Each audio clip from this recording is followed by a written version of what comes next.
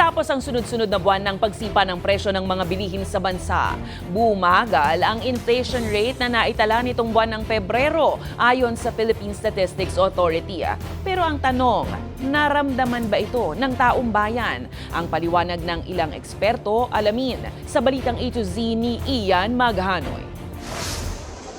Regular na dinadayo ng maraming mamimili ang NEPA Q-Mart sa Quezon City dahil sa dami ng pagpipilian na kailangan ng consumer.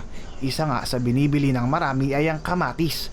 Si Nanay Angelina na may-ari ng karinderya napansin na mas dumami ang kanyang inihahandang putahe na narerekaduhan ng kamatis. Mula kasi sa 200 pesos kada kilo nitong Enero, bumaba na lamang ito sa 60 pesos. Kung dati nagluluto ako, naggigisa ako ng isang kamatis lang, ngayon pwede na 5 kasi mura na siya.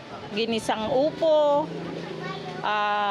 ampalaya, tsaka sarsyado, ganun. Sa ulat ng Philippine Statistics Authority nitong Miyerkules, bumagal ang inflation o ang bilis ng pagsirit ng presyo ng mga pangunahing produkto at serbisyo nitong Pebrero. Ito'y matapos ang sunod-sunod na pagsipa ng inflation mula October 2024. 2.1% ang naitalang inflation rate nitong Pebrero. Mas babagal yan sa 2.9% noong Enero.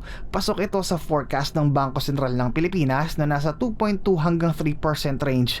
Nakaambag daw sa paggalaw ang mabagal na pagtaas ng presyo ng kamatis, mais, seafood gaya ng hipon, gayon din ang presyo ng bigas. Nakatulong din daw sa pagbagal ng inflation ang deklarasyon ng Rice Food Emergency ng Department of Agriculture, lalo't may nabibili ng mas murang bigas sa mga kadiwa store. Pero ang negosyanteng si Aling Marina, hindi raw ito ramdam. Subukan yung pumunta dito sa mga taong nagtitinda, sa nagninegosyo, kung anong kalagayan. Yun ang pinakamaganda, hindi yung magpapa-aircon lang kayo. Kami, hirap na hirap kaming maghanap buhay alas 4 hanggang alas 7. Pero paliwanag naman ng ekonomistang si Michael Ricafort, tanging ang mga rehistradong kumpanya lamang daw kasi talaga ang direktang makakaramdam ng pagbaba ng inflation. Hindi naman sila employed sa formal economy. Kundi doon sila sa mga mga negosyo, MSMEs, di ba, mga negosyong.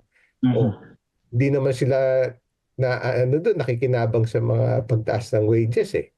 Kumbaga, sa kanila sipag, benta, kita, no?